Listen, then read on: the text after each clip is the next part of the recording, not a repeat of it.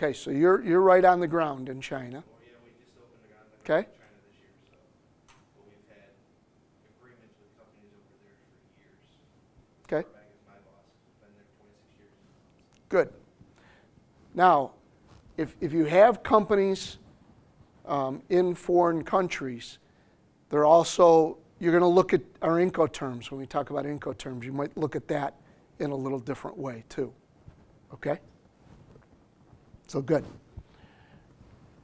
The last slide I want to throw up before we get into, I always like to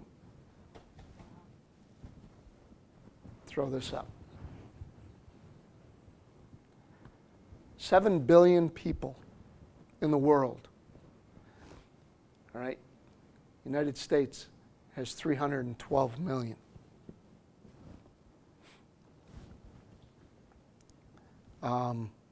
We play, when you look at the whole world economy, all right, we still play a major role with a small population.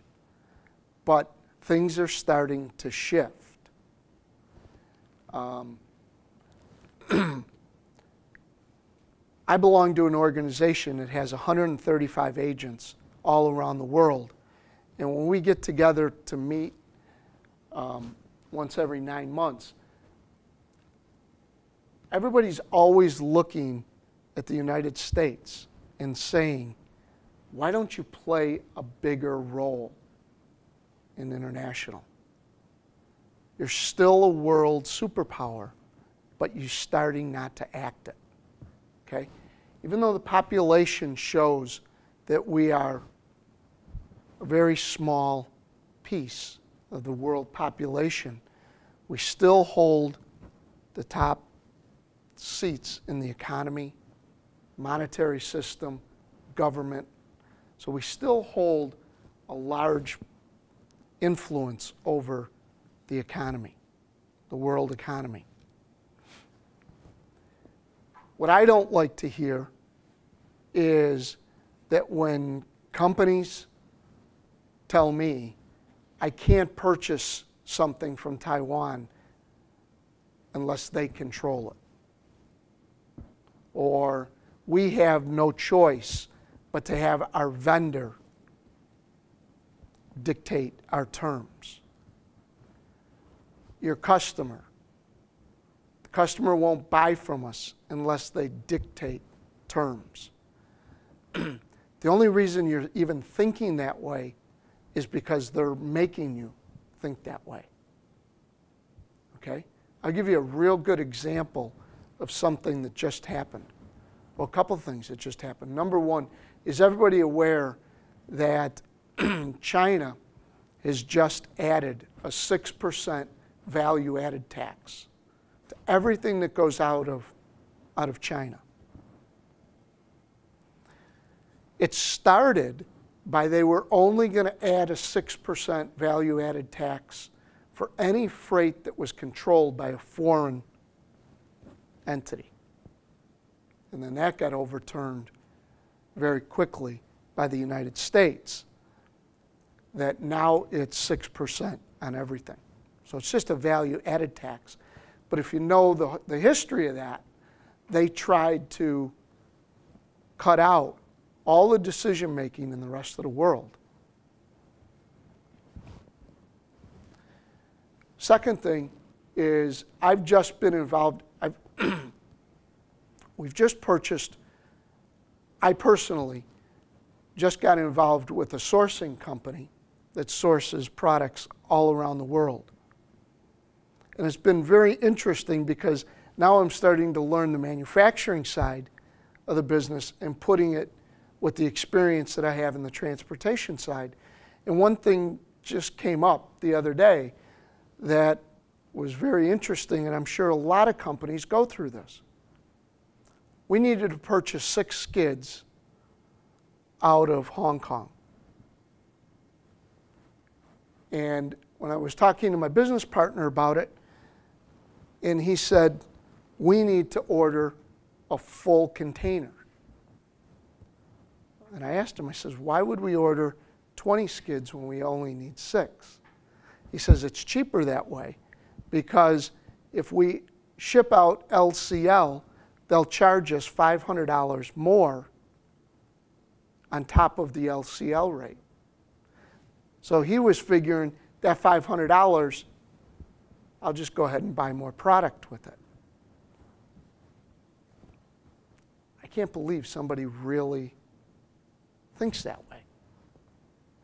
But that's what he was made to believe. I said, call in the order.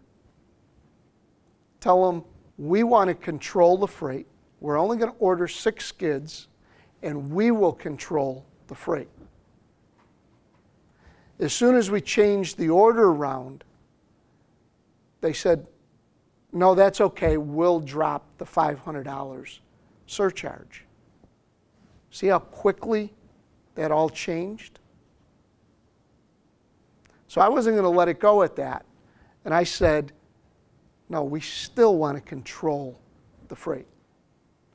So now instead of letting them take those 6 skids, put it into their warehouse, like I talked about, charge the $500 warehousing fees along with the shipping fees, putting it on board, and then I take possession and responsibility for it. I said, just put it right at your dock, and I'll pick it up right at your dock. What did that do for me? That means so you didn't have all the warehousing fees. Okay? I'm controlling my cost, right? But what did it ultimately do for me here in the United States? I now ordered 6 skids of product instead of 20. So I'm reducing my inventory. So not only did I save on my transportation cost, I'm also saving on my inventory cost. And the gentleman that I'm working with looked at me and said, wow, if I could do this all the time, I could probably cut our inventory down by half. Okay? The vendor in China wasn't going to tell him that. The vendor in China had a gun to his head pretty much and said, you will order a full container or else we're going to punish you with these high fees. He didn't know any different. And I'm sure he's not alone. Okay? And as we look at these numbers, and we could either look at this and say, we're at a real disadvantage, or we could look at it and say, there's a real opportunity. Okay? The opportunity will come with knowledge. Questions about that? Comments?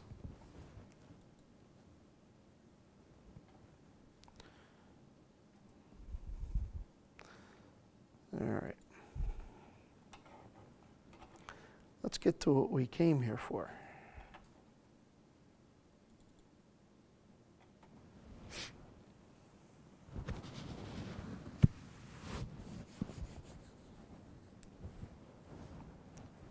Questions on anything that we've gone over?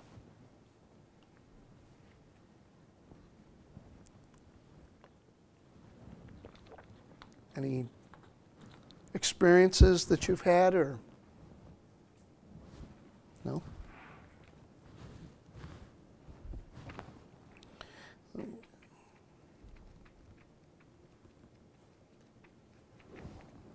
What are INCOterms? Let's start there.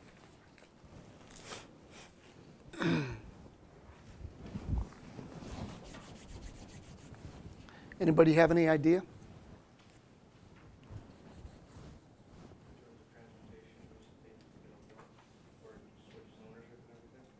Okay. Ownership, that's a common thought, and that's incorrect. Doesn't tell us ownership. Okay. Anybody else want to take a shot at it? Paying for what? Who's responsible for what? Okay? INCOterms tell you who's responsible for shipping. It'll also tell you who will take the risk throughout the shipment. Those are the two things that INCOterms will tell you.